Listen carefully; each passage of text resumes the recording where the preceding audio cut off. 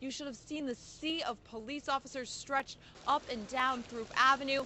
I want to say it stretched for more than 6 city blocks. Kevin, we are in front of one of the biggest ships you will see at Fleet Week. It is the USS Iwo Jima. So 3,000 people, what are you going to do to make yourself stand out in the crowd? This was a very serious, very fast-moving fire. We had a lot of injuries out here this morning. Well, Heather, this is the kind of snow that I think you'd call packing snow, so I think it's safe to say that once we get a couple more inches on the ground, we'll be making some snowballs and snowmen out here. I am no longer a reporter for News 12. You need to know that now I am officially a Christmas elf. And it's important to mention if you're driving through 4th Avenue, part of the road here may be closed off throughout the day as they continue this investigation. They'll be staying with family and friends until they can be let back inside.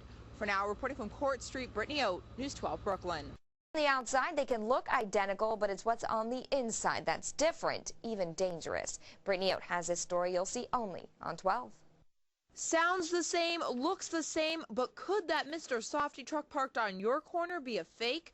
Just ask Hillary Doc Gouchard. He's in charge of Mr. Softy's Brooklyn fleet of 90 trucks. This is our trademark cone head, and a lot of the fake trucks will try to get this on their truck. Mr. Softy spends tens of thousands of dollars every year to sue about 40 ice cream imposters that are not legitimate franchisees, half right here in our borough. In fact, they recently confiscated 2 trucks out of Greenpoint. This guy actually have a copy of the Mr. Softy menu display. All Mr. Softy asked was for legal fees and the trucks to be repainted. For the company, it's not only about protecting their business, but the health of their customers. Oftentimes what happened, that truck is not cleaned, it's not sanitized, the kids get their tummy ache, and eventually, guess what? Who gets the blame? Mr. Softy. So the best thing to do is ask to see the mix.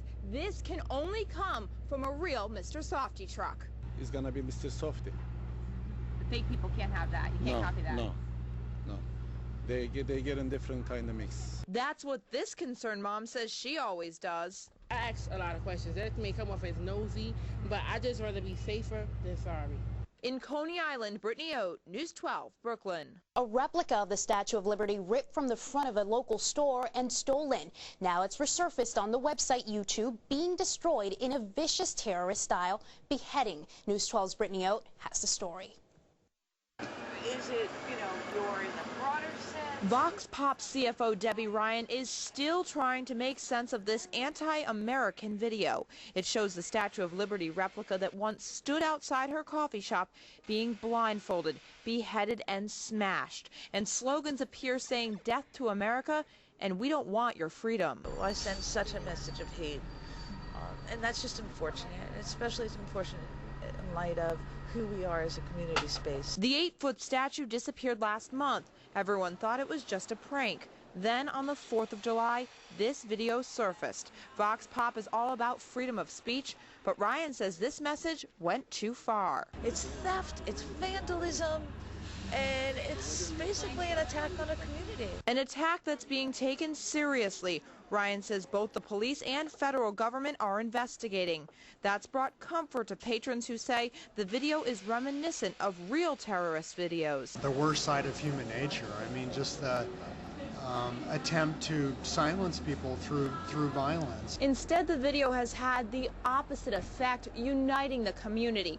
In fact, one local artist made this to remind everyone that the statue is still here in spirit. I'm not willingly giving up my liberties because of what somebody's done. Politics of fear has no place in a democracy, and that's why it can't possibly win. Michael Pergola gave Vox Pop Lady Liberty a year ago, and he has his own plan to fight back. We'll get another lady, and we'll put her right back in the same spot. In Ditmas Park, Brittany Oat, News 12, Brooklyn. Destiny Camacho remains in critical condition at Brookdale Hospital with serious brain injuries. On Saturday, that driver mowed her down near her East New York home and then fled the scene. News 12's Brittany Oat is at Brookdale Hospital where she spoke with the victim's parents. You have kids, please come forward. Turn yourself in and have this consideration and the remorse. So come forward, at least. I just want, this coward, they did this to my daughter, to come forward and be a man and turn yourself in. As 12-year-old Destiny Camacho clings to life in Brookdale Hospital, her parents plead for the driver that hit her to come forward.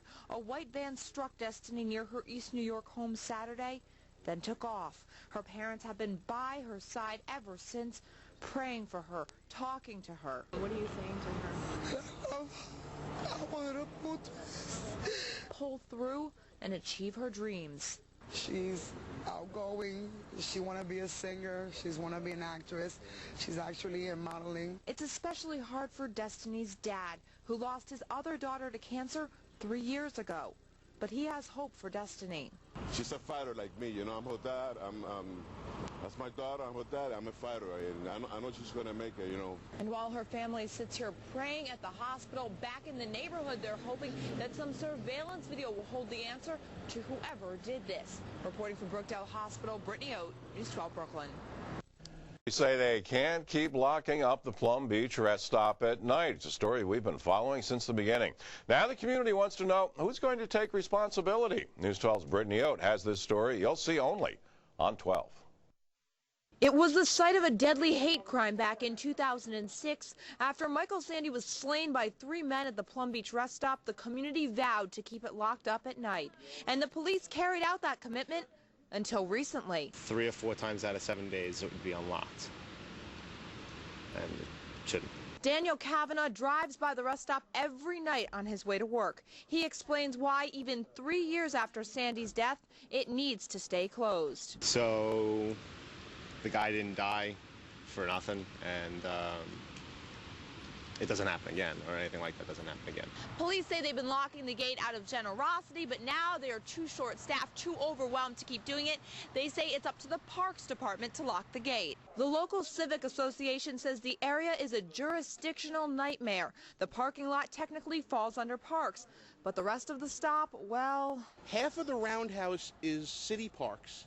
Half of it is National Park Service. The beach is federal land and National Park Service. A big mess, he says, they're going to have to make sure gets sorted out. We can't just be safe some of the time. Parks and police need to come up with a full-time solution to making sure that the area is secure at all times. In Plum Beach, Brittany Oat, News 12 Brooklyn. News 12's Brittany Oat is at the barbershop on 789 Rogers Avenue, where friends and family gathered this morning. A wife visibly distraught over the loss of her husband. The community weeps alongside her. It's hard for them to process that 38-year-old Keith Thompson, who they all knew as Tiki, is gone. He was closing up his barbershop Monday night when a car accident sent this livery cab careening onto the sidewalk, fatally striking him. Then it smashed into the shop. I don't know there's no word to compare the type of person he is. You understand? Friends laid down candles and shared stories about Thompson, a man they say came here from Jamaica to be a barber, but ended up becoming the support, the gathering place for the entire community. Wait till the word circulate that what happened, and you're gonna understand and see how much people loved him. Many also remember him as a family guy. In addition to his wife, Thompson leaves behind 3 children. Loving father, took care of them. His kids are always here around him. Memories that friends say will live on with the shop. It's here and it's not going nowhere, because this is Tiki Barbershop. This is where all of us belongs. And everyone says Tiki had recently been planning his annual birthday bash, passing out these flyers to everybody, asking them to come and celebrate. And they say they still will go to that party, using it as an opportunity to celebrate his life. Reporting from Flatbush, Brittany Oat, News 12 Brooklyn.